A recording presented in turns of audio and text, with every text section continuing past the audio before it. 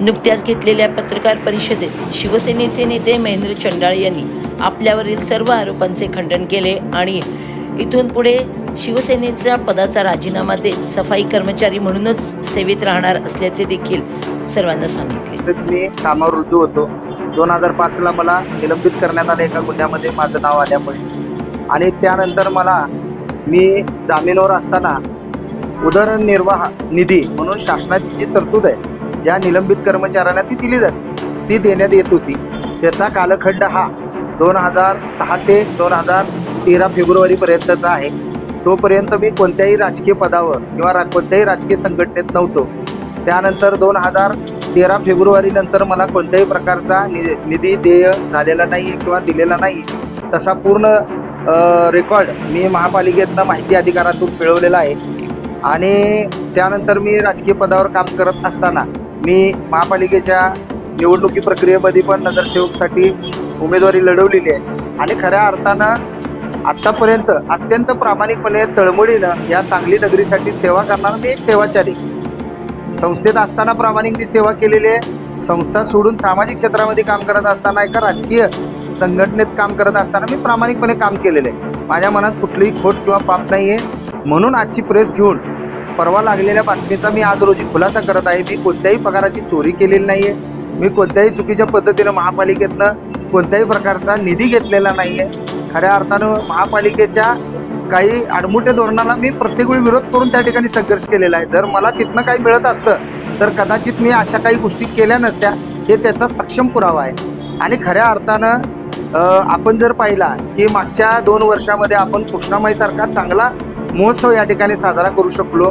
या सगळ्यामुळं माझी झालेली सांगली नगरीतली प्रतिमा पाहता कुणाच्या तरी मनामध्ये द्वेषभावना आली आणि त्याला आधारित हे माझ्या विरुद्ध कटकारस्थान करून माझ्या नावाची बदनामी करण्यासाठी केलं गेलेलं हे षडयंत्र होतं.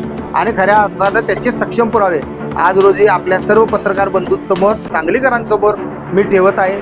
खऱ्या अर्थानं मी काहीही चुकीचं वागलेलो नाही. आणि जर पुढं जाऊन पुढं जर तुम्हाला पुरावा पाहिजे असेल तर या राजकीय पदाचा सुद्धा आज रोजी मी राजीनामा द्यायला तयार आहे. महापालिकेच्या खातेन्याय चौकशीलाही मी सामोरं जायला तयार आहे.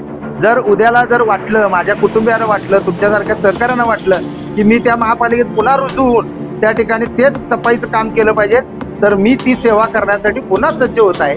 पुन्हा सज्ज होऊन काम करायला तयार आहे. कारण आयुष्यात येऊन सगळं होता येत आहे, एक सफाई कर्मचारी होता येत नाही. कारण लोकांकडून होणारा मान अपमान सहन करून लोकांना सेवा देणारी जमात म्हणजे ही सफाई कर्मचारी आहेत. आणि त्याचा जर इतिहास तुम्ही पाहिला तर तुम्हाला मुघल काळापासून तर आत्तापर्यंतचा हिंदुत्वासाठी त्याग करणारा, बलिदान करणारा सगळ्यात मोठा समाज म्हणून हा सफाई कर्मचारी वर्ग. लक्षात घ्या, ज्या त्यावेळी ज्या त्या महान लोकांनी त्याग केला, बलिदान दिलं, त्या लोकांनी थोरत्वाला गेले.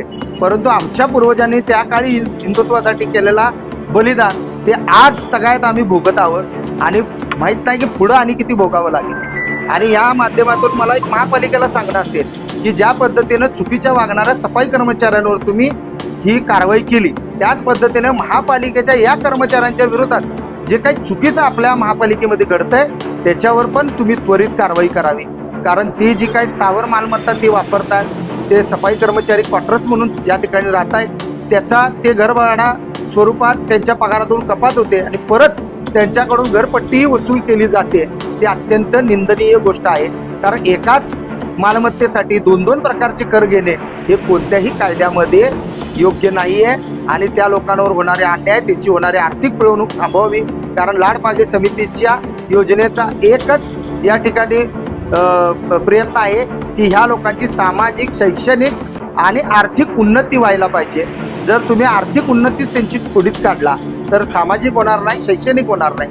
खऱ्या अर्थाने या सगळ्यावर आपण योग्य तो निर्णय घ्याल अशी आशा बाळगतो. जय हिंद, जय महाराष्ट्र. सांगली प्रहार न्यूज करिता मुख्य संपादिका नीता पाटील.